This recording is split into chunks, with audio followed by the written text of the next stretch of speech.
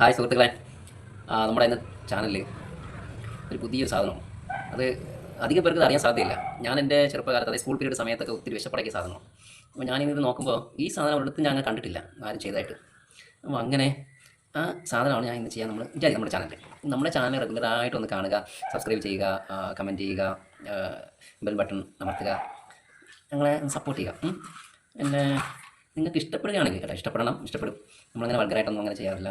ഒന്നെന്ന് പറയുന്നത് നമുക്ക് അങ്ങനെ കൂടുതലായിട്ട് ഇതിനെക്കുറിച്ചൊരു ധാരണയില്ല. അതാ സത്യം. നമ്മളിപ്പോൾ കുറച്ച് ദിവസങ്ങളല്ലേ ആയുള്ളൂ. നിങ്ങളുടെ അഭിപ്രായങ്ങൾ കൂടുതലായിട്ട് കിട്ടിയാലേ നമുക്ക് കൂടുതലായിട്ട് മനസ്സിലാക്കാൻ പറ്റത്തുള്ളൂ. അപ്പോൾ എന്താ പറയുക, നമ്മളിപ്പോൾ റെസിപ്പിയിലോട്ട് കാര്യത്തിലോട്ട് പോകും. അത് ഒരു അവളിൽ ഞാൻ പറയാം. നമ്മുടെ നൊങ്ക് അറിയാമല്ലോ. ആ നൊങ്ക് പാകമായി കഴിഞ്ഞാൽ അത് പഴുത്ത് കിട്ടുന്ന സാധനമാണ്. അത് നമ്മൾ പനങ്ങാന്ന് പറയും. വടക്കോട്ടൊക്കെ എന്ത് പറയുന്നത് എനിക്കറിയില്ല. അതാണ് അത് വെച്ച് ചെയ്യുന്ന സാധനമാണ്. നല്ല ഹെൽത്തായിട്ടുള്ള സാധനമാണ്. ശരീരത്തിന് നല്ലൊരു ഇതാണ്. എന്താ പറയുക, ഞാൻ ചെറുപ്പത്തിൽ നല്ല വിശപ്പടക്കും ഉപയോഗിച്ച സാധനമാണ്. വീട്ടിൽ വെച്ച് ഒത്തിരി കഴിച്ചിട്ടുണ്ട്. അത് വയ്ക്കുമ്പോൾ അത് കുറച്ച് ഓർമ്മകൾ, പഴയകാലം, അതൊക്കെ എൻ്റെ മനസ്സിൽ ഓടുന്ന ഒരു കാര്യമാണ്. പിന്നെ ഇദ്ദേഹത്തെക്കുറിച്ച് പറയണ്ടല്ലോ, ഇദ്ദേഹമാണ് ഇതുവരെയും സ്ക്രീനിൽ വന്ന് ചെയ്തുകൊണ്ടിരുന്നത്. ഓക്കെ, അപ്പോൾ നമുക്ക് റെസിപ്പിയിലോട്ട് പോകാം.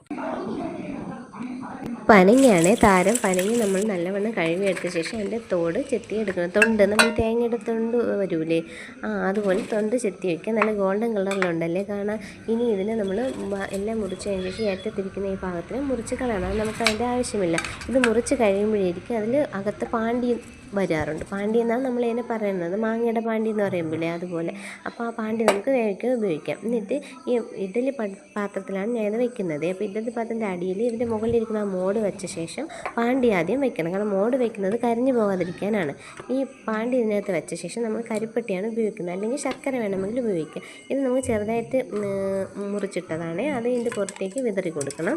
എന്നിട്ട് വീണ്ടും നമ്മൾ ഈ തോട് ചെത്തി വെച്ചിരിക്കുന്ന തൊണ്ടുണ്ടല്ലോ, അതും കൂടെ ഇതിൽ അടുക്കി കൊടുക്കുക. അതിൻ്റെ മീഡിയായിട്ട് വെച്ച് കൊടുത്തിട്ട് വീണ്ടും കരിപ്പെട്ടി ഇട്ട് കൊടുക്കുക. കരിപ്പെട്ടി ചുറ്റിലും അടുക്കി വെച്ച ശേഷം വീണ്ടും അതിൻ്റെ പുറത്ത് കരിപ്പെട്ടി ഇട്ട ശേഷം നമ്മൾ വെള്ളം ഒഴിച്ചു കൊടുക്കണം. 2-2.5 ഗ്ലാസ് വെള്ളം നമുക്ക് ഒഴിച്ചു കൊടുക്കാവുന്നതാണ്. അതാദ്യം വെള്ളം കുറച്ച് തളിച്ച് കൊടുക്കുക. അതിനുശേഷം ബാക്കി വന്ന വെള്ളം സൈഡിലൂടെ ഒഴിച്ചു കൊടുക്കണം. എന്നിട്ട് നമുക്കിതിനെ അടുത്ത 25 മിനിറ്റത്തേക്ക് വേവിക്കാൻ വയ്ക്കുക. 25 മിനിറ്റ് എടുക്കും എന്തായിരുന്നാലും വേവിക്കാൻ വേണ്ടിയിട്ട്. അപ്പം അടുപ്പിൽ വെച്ച് വേവിച്ചതിന് ഇടയ്ക്ക് നമുക്ക് തുറന്ന് നോക്കി വെന്തുകൊണ്ട് നോക്കണം. 25 മിനിറ്റ് ആകുമ്പോഴേക്കും വെള്ളമൊക്കെ ഏകദേശം വറ്റി വന്ന് ഈ പരുവത്തിലായി കിട്ടും. അപ്പം ഈ കരിപ്പട്ടിയുടെ വെള്ളം അതിലേക്ക് ഇറങ്ങിയിട്ട് അത് നമുക്ക് അതിലേക്ക് ഒഴിച്ചു കൊടുക്കുമ്പോൾ ഭയങ്കര ടേസ്റ്റാണ്. എൻ്റെ മോൾക്കിത് ഭയങ്കര ഇഷ്ടമാണ്. അവൾ ഭയങ്കര ടേസ്റ്റിയായിട്ട് കഴിക്കും. നമുക്ക് എല്ലാവർക്കും കഴിക്കാം. നല്ല ഹെൽത്തി ആയിട്ടുള്ള ഫുഡാണ്, നല്ല നാരടങ്ങിയ ഫുഡാണ്. ഇതിൻ്റെ വേസ്റ്റാണ് അത്. ഇനി ഈ പാണ്ടി ഇരിക്കുന്ന നീരത്രയും നമ്മൾ വലിച്ചെടുക്കണം. അപ്പോൾ ഇതൊരു വെള്ള കളറിലായിട്ട് വരും.